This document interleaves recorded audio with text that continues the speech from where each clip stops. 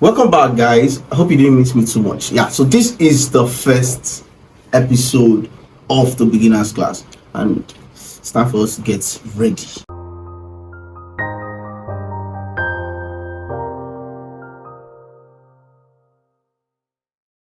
Okay, so today we're going to be talking about what is Forex. But before we go into all those details of what is Forex and other things we're going to be talking about today, try as much as possible to like, subscribe, and follow. Make sure you also on the notification button. Okay, you can also go to my pages. Go to KingFTP_FX on Telegram. We have over 10,000 subscribers there. You can also go to on Instagram KingFTP.FX. We have over 25,000 followers there. This is just so that you can be following the trends and following what is happening on my YouTube and over other social media platforms. Okay, yeah, so let's get back to the real reason why we are here. Now, the main reason why we're here is talking about what is Forex. Now, picture yourself like let's say you are in a particular country and you are intending to travel out to another country, right? Before leaving your own country, let's say for a country like America, you need dollars, right? To spend in America, you need dollars, right? But traveling to another country, you cannot use dollar in that other country. Maybe, for example, you're going to a country like Nigeria, right? You cannot spend dollar in Nigeria. You need naira. Okay. Now, traveling from America to Nigeria, you have to convert the rate at which dollar is to the current rate at which naira is. And now, just that small exchange between those two currencies, you have transacted in Forex. Okay, now let's now go into more detailed explanation of what I was actually trying to say. Forex is actually the buying of one currency to the selling of another currency. Do you understand that? Okay, let's recap. Yeah, buying of one currency and selling of another currency. Okay, now for example, when one currency is doing well, when one country is doing well, people intend to invest in that country currency. But when another country is depreciating or the value of that country is not doing well, people intend not to invest. And that's why you see that many people sell and the other part, many people start buying. Okay. Now, all these things, Forex actually started at the early 1970s. And as at that time, you and I were not able to trade. Do you know why? Because we didn't have what we call the brokers, which we'll be going into details later in the future. Okay. Now, just follow up.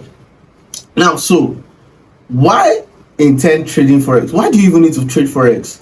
Why should you be into this industry? Now, I'll be telling you the advantages, then I'll cross into the disadvantages. Or should I start? Let's start with disadvantages. Disadvantages is no disadvantage before you do the advantages. Now, one of the disadvantages of Forex is that at the beginning it may look like as if it's time consuming, but trust me, it's not time consuming if you know what you're doing. But at the beginning, that's just the stress towards it. Two, you have psychological parts where you have to try as much as to train yourself. Then after training yourself, you can now start becoming profitable. I think those are two major kind of disadvantages. But whereas if I start to mention the advantages, you'll be surprised. Let's go to the advantages. Now, one of the major advantages that me personally I love is the fact that Forex gives you freedom. You can travel anywhere, anytime, and yet you're still trading and making your money. And secondly, it gives you good relationship with your people because you tend not to go to a 9-to-5 job. You're staying comfortably in your house. You have all the time in the world to stroll out, to go anywhere you want to go, enjoy your life, and you're still trading. Okay. Another amazing thing about Forex is that it gives you financial freedom. You don't need any other job. You can be financially free through trading Forex. There are many or numerous trading, or should I say numerous advantages in trading Forex, and these are just a few ones I will be able to outline. Now let me check my outline so that we can know what next we can actually talk about today. Another thing we'll be talking about today is the major currencies in the Forex market. What are the major currencies in the Forex market? Yes, we know that Forex is actually a change of one currency to another currency. Appreciation of one currency leads for you to buy, depreciation of another currency leads for you to sell. So what are the major currency pairs? We have the GBP USD, we have the Euro USD, we have the USD JPY, we have the GBP JPY, we have numerous major currency pairs, which, don't worry, when we are talking about how to talk about or how to use the trading view, I'll be showing you everything, align everything for you.